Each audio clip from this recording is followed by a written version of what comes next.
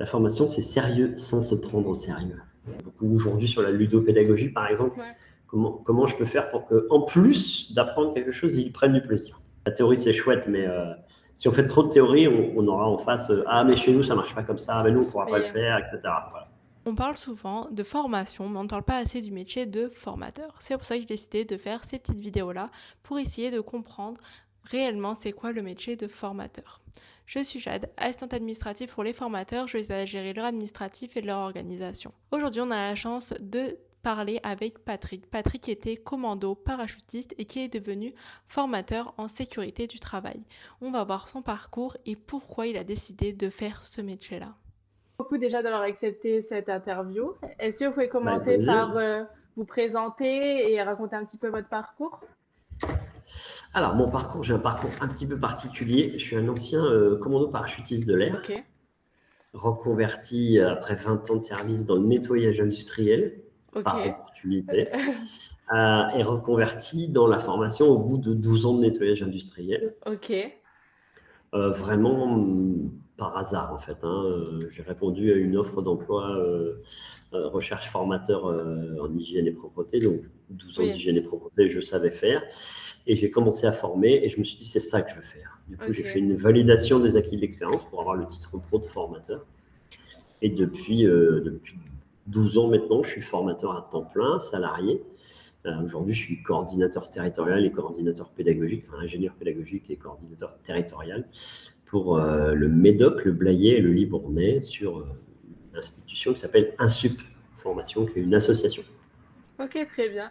Mais du coup, ça a été quoi vraiment le déclic? C'est quoi vous vous êtes dit, ah, j'aime bien partager moi ce que je connais, j'aime bien l'interaction avec les gens. Qu'est-ce qui a fait de dire, ah ouais, non, c'est vraiment ça que je veux faire? Alors déjà, le fait, effectivement, j'aime bien partager avec les gens. J'ai toujours, même au sein de l'armée, j'ai suivi des formations pour former les plus jeunes. Voilà, ça c'est quelque chose que j'aimais bien. Et ce qui est moi, ce qui m'a beaucoup plu, ma première intervention s'est déroulée en détention, en centre de Ok, détention. Donc auprès de détenus qui étaient là pour des années, voire beaucoup d'années, et en fait qui venaient passer un titre professionnel. Et ce qui était intéressant, c'est de voir à quel point tout d'un coup, ils pouvaient oublier en fait où ils se trouvaient et pourquoi ils étaient là, et qu'on se retrouvait dans une situation où ils apprenaient quelque chose. Et des fois, on connaît tous ça quand tout d'un coup, quand on voit leurs yeux s'éclairer, ah oui, j'ai compris ce que tu ouais, expliques. Et du coup, ah ouais. Et ça, le plaisir que ça m'a procuré, c'était ça. Et je me suis dit, c'est ça que je veux faire comme job, effectivement. Ça a été long pour trouver ma voie, mais finalement, c'était ça, en fait, que je voulais faire. C'était ça que je très voulais bien. faire. Et du coup, c'est quoi la partie un peu difficile de ce métier, du métier de L'ad- formateur? L'administratif, C'est vrai? ouais, c'est l'administratif. L'administratif, c'est l'horreur. Alors, en plus, c'est pas mon truc à moi. Mais oui, il y a beaucoup, beaucoup d'administratifs. Ce qui est compréhensible, on utilise des Bien fonds sûr. publics. On utilise des fonds publics, donc il faut justifier l'efficacité de la formation. Mais entre les demandes des uns et des autres, des institutions régionales, par exemple, la région demande énormément de suivi administratif. Ouais. Derrière, on a une norme qualité qui s'appelle Calliope qui demande, Oui, elle, d'autres suivis administratifs. Qu'on puisse prouver aussi que tout ce qu'on donne, que ce que je fais. L'Insup, ça fonctionne par exemple de Niort à Bayonne et du bassin d'Arcachon à Périgueux. Donc il faut que je sois sûr que ce que je donne à Niort soit de la même qualité bien que ce sûr. que je donne à Périgueux et ce que je donne à Bayonne. Donc il faut des process, il faut des procédures, mais c'est pas la partie la plus intéressante du métier de Oui, formateur. Et après, la deuxième grosse contrainte, c'est quand on fait toujours la même chose. ok. Si vous êtes spécialisé sur un titre professionnel, par Ouais. exemple, vous suivez vos apprenants pendant 8, 9, 10 mois, ils réussissent le titre et on repart avec un autre Ouais. groupe tout nouveau, tout beau. Alors c'est chouette parce qu'on Oui, peaufine nos expériences, on s'améliore, mais quand on en a fait 7 ou 8 d'affilée, oui, ça devient long. ça devient un petit peu lassant. Moi, ce que je conseillerais à un formateur, c'est d'être multicasquette et de Oui, pouvoir faire des longues formations, des petites, des courtes, du qualifiant, du non qualifiant, ok, très pour être, bien. pour être le plus vaste possible, Oui, bien sûr. pour ne pas avoir de lassitude en fait. Bien sûr. Pour pas avoir de lassitude. Et c'est quoi du coup la partie que vous préférez dans le métier? S'il y avait un truc que vous devez choisir, c'est quoi votre Alors, point? la conception, en Ok, fait, la conception pédagogique, c'est ce qui est le plus intéressant, c'est de se dire comment je vais amener mon apprenant qui ne sait pas quelque chose et qui a besoin de connaître quelque chose. Quel chemin je vais ouais, prendre entre ces deux moments et comment je vais utiliser, quel moyen je vais utiliser. D'abord, je vais définir le chemin et ensuite, je vais définir le moyen. Là, on est beaucoup aujourd'hui sur la ludopédagogie, par exemple. Ouais. Comment je peux faire pour que, en plus d'apprendre quelque chose, ils prennent du plaisir. Et est-ce que vous avez Ça, c'est peut-être ça. des astuces pour des personnes qui ont du mal un peu à conceptionner une bonne formation? Alors souvent, il faut récupérer ce qui fonctionne chez les autres. Mais Ok. ouais, non, mais vraiment, il faut pas hésiter à tester des trucs, mais avec un jeu de cartes, un simple jeu de cartes Ouais. de base, des jeux de société familiaux, Dixit, Méli-Mélo, des mots comme ça, animaux, des choses comme ça, et simplement lancer le jeu. Moi, depuis quelques semaines, je teste les Playmobil en Ok. formation. Ah, Voilà, génial. j'utilise des Playmobil pour utiliser des scènes. Je fais ça en habilitation électrique puisqu'ils ont des zones particulières à rentrer. Donc, j'ai des personnages qui peuvent rentrer dans les zones, d'autres Ouais. ne peuvent pas rentrer dans les zones. Et du coup, c'est rigolo, ça fait un petit moment Ouais, sympathique. On joue avec des Playmobil tous ensemble entre adultes. Et c'est pas infantilisant, on rigole ouais, 5 minutes. Et voilà, et du coup, cette notion-là est prise. Et plus tard, quand on est sur les vraies zones et quand on fait de la pratique, ils disent ah oui, là je suis le Playmobil jaune, ah oui, là je suis le Playmobil bleu. Donc ouais, c'est sympa. ouais, c'est Mais il faut génial. essayer. En tout Ouais, cas, faut tester. Faut tester. Faut pas. Ça marche pas toujours. Hein. Et puis, ce que bien vous sûr. allez tester avec un groupe va marcher un jour et puis va pas marcher le lendemain.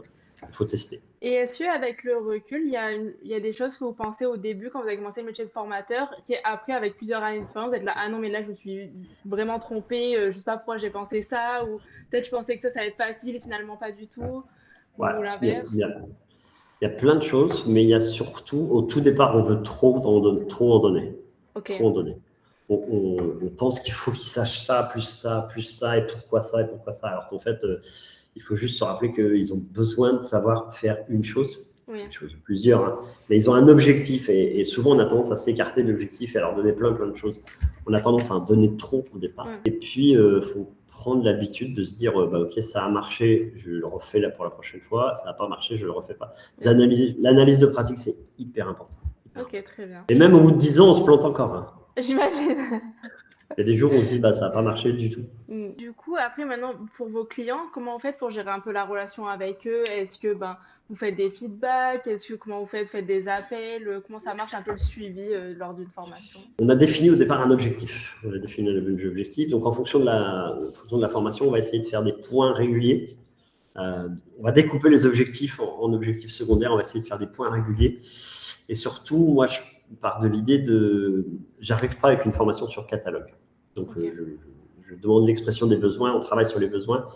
Et du coup, à l'issue de la formation, on va aller vérifier si le besoin est atteint et surtout, on ouais, va rester derrière faire ce qu'on appelle la satisfaction à froid. Et ouais. au bout de 3 mois, est-ce que c'est bien hein, qu'ils aient apprécié, qu'ils aient trouvé ça Et sympa, qu'ils aient joué avec les Playmobil, qu'ils ont trouvé ça super cool, mais est-ce que derrière ils mettent en application et est-ce que ça a amené quelque chose? Est-ce bien que sûr. ça a amené quelque chose? Et le meilleur feedback, c'est quand ils reviennent l'année d'après et qu'ils disent bah voilà, tu as fait cette formation-là, je veux que tu refasses celle-ci maintenant, ou est-ce qu'on peut faire une formation qui va les amener à cet endroit-là? S'ils reviennent, c'est qu'on a réussi à atteindre Ouais, nos objectifs. Le ouais, feedback, il est là. Le vrai feedback, il est là. ok, très bien. Et du coup, pour vos présentations, pour vos formations, vous faites quoi on va dire une partie un peu théorie et après pratique? Comment vous faites pour organiser la formation? Alors, on va commencer tout de suite par essayer de mettre en situation, on va provoquer un déséquilibre en fait. Ok, Comment vous feriez pour faire ça? Et du coup, on provoque un déséquilibre, on provoque de la discussion. Mais souvent, en fait, ils ont une grande part des solutions, en fait. C'est ouais, l'échange entre eux.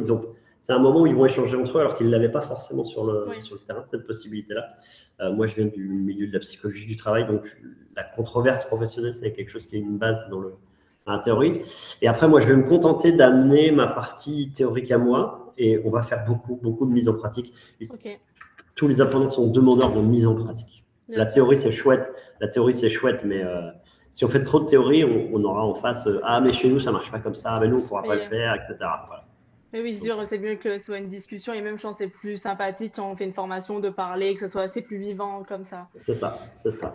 Et comment vous faites, par exemple, s'il y a un peu un coup de mou? Je sais pas, peut-être, vous savez, après la pause déjeuner, des fois, il y a un petit coup de mou. Qu'est-ce que vous faites un peu pour redynamiser le groupe? Eh ben, c'est là où on sort les Playmobil, par C'est là qu'on exemple. sort les plus. Ah, on peut sortir Playmobil. Alors moi, je les autorise, voire même je les force à changer de place tous les jours, Ok, par exemple, pour qu'il n'y ait pas trop d'habitude. Ils ont le droit de travailler debout, de ok. se mettre debout, pour pas rester assis, parce que quand ils ont l'habitude de travailler toute la journée, être assis sur une chaise, c'est l'enfer, ça leur rappelle Oui, c'est l'école. sûr. Et puis, bah ouais, on essaie de faire en sorte que on ait des activités, on tient compte de ça, on tient compte du rythme du circadien et puis de leur rythme biologique. On essaie de faire des activités plus dynamisantes en début d'après-midi. Ok, très bien. Et pareil, juste avant le repas, avant le Oui, pic d'hypoglycémie, c'est pas le moment de les faire oui. réfléchir, c'est le moment de sortir. C'est le moment de sortir les plus, les jeux de société et voilà. Et est-ce que vous, vous avez un peu un rituel avant une formation pour vous préparer à la formation, que ça soit quelques heures avant ou...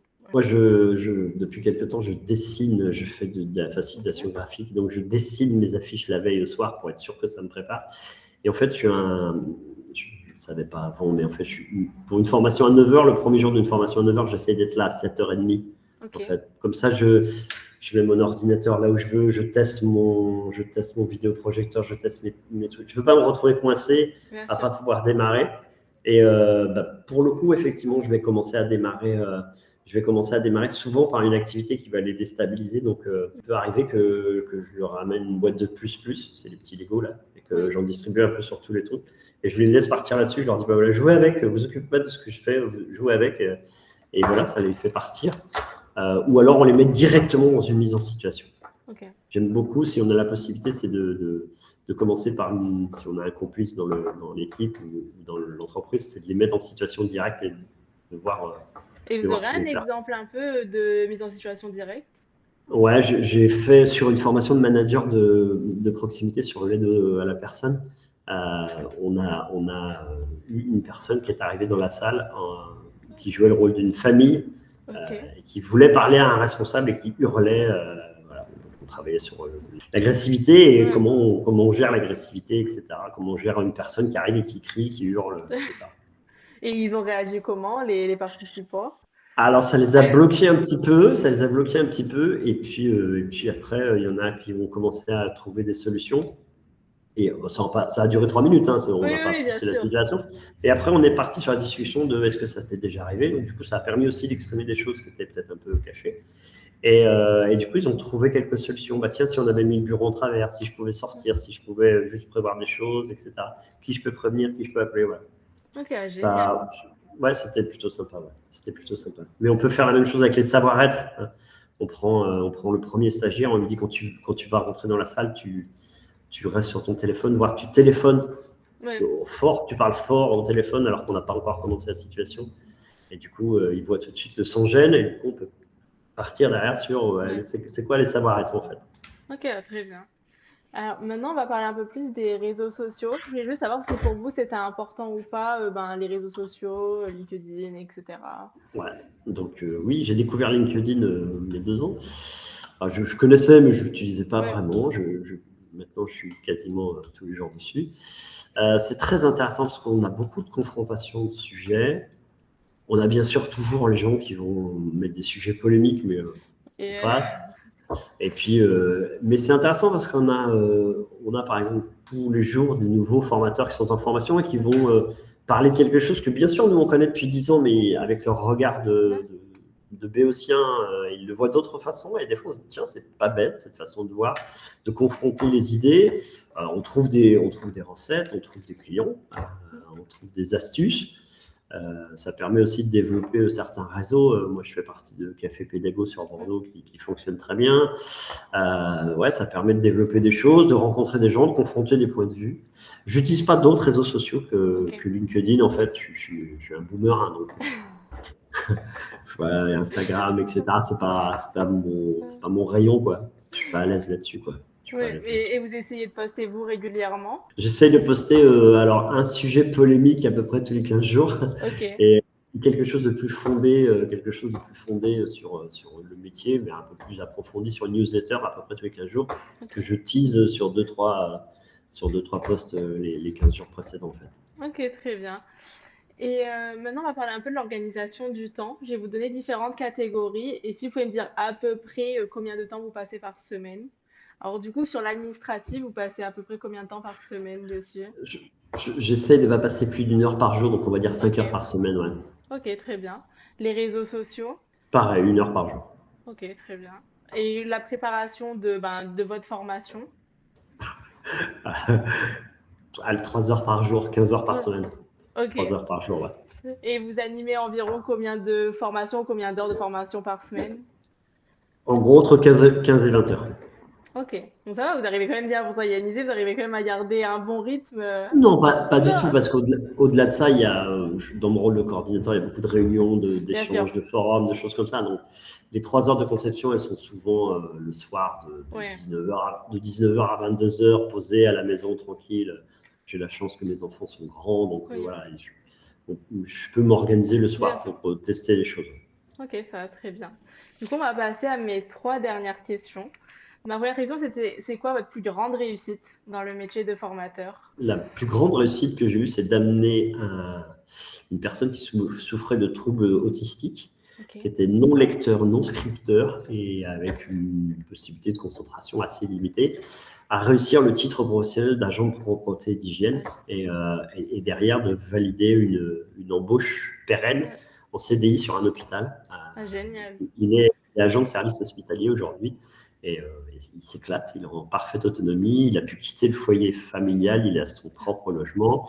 Euh, et ouais, c'était un gros défi Ah, j'imagine. avec les partenaires, mais ouais, ça c'est une vraie réussite. C'est une vraie réussite d'inclusion pour le coup là. Ah, oui, ça c'est sûr. Ah, c'est très très beau. Et après, mon autre question, c'est selon vous, qu'est-ce qui fait un bon formateur? Plein de choses, plein de choses. D'abord, un peu de connaissances quand même, il faut Bien sûr. connaître. Et puis, enfin, il ne suffit pas d'être expert dans quelque chose, il faut vraiment une volonté de transmettre des choses. C'est un métier passion. Ah, Les salaires sont pas mirobolants. C'est un métier passion où on va passer du temps, on va prendre du temps pendant les pauses repas pour continuer, pour parler encore. Ouais, c'est un métier passion. Il faut être passionné. Il faut être passionné. Je crois qu'il y a beaucoup de formateurs qui sont qui sont en reconversion, en fait. ouais. C'est des gens qui ont fait d'autres métiers pendant 20-25 ans et qui partent sur la formation. Et ça, je pense que c'est ceux qui donneront de très bons formateurs. Ok, Quand, très bien. moi, je suis jury de titres pro de formateurs et ceux qu'on voit, enfin, euh, on se dit d'abord qu'ils sont humains. Ouais. Après, la technique, elle viendra après, mais ils ont le truc, Ouais. ils ont Ouais. les dispositions. Ils ont les dispositions pour être formateurs. Et ma dernière question, c'est si vous avez un panneau publicitaire et vous voulez écrire un message pour les formateurs, qu'est-ce que ça serait? La formation, c'est sérieux sans se prendre au sérieux. Ok. Et pourquoi vous C'est direz ça? parce que c'est très sérieux. On amène les gens à des Bien objectifs sûr. professionnels, on les amène à changer, on a parfois des formations sur lesquelles on va enclencher des complets changements de vie, Bien parce sûr. que ça peut être une reconversion subie, donc des complets changements de vie. Donc on va lancer de la résilience, on va lancer de la transformation. C'est très sérieux, Ok. mais on n'est pas obligé pour ça. Il faut que nous, on ait du plaisir à venir et qu'eux, ils aient du plaisir à venir. Donc, de l'humour, du jeu, de la facilitation, de l'émotion. Et puis, on n'est pas des théoriciens, Non. on n'est ni élus ni consacrés, on n'a pas la science infuse Oui, qui bien sûr. descend pour imbiber. On rester modeste, faut rester modeste. On est juste des facilitateurs, on passe le message. Ok, On très passe bien. le message. J'espère que cette vidéo vous a plu. N'hésitez pas à vous abonner si vous voulez voir d'autres vidéos de ce style-là.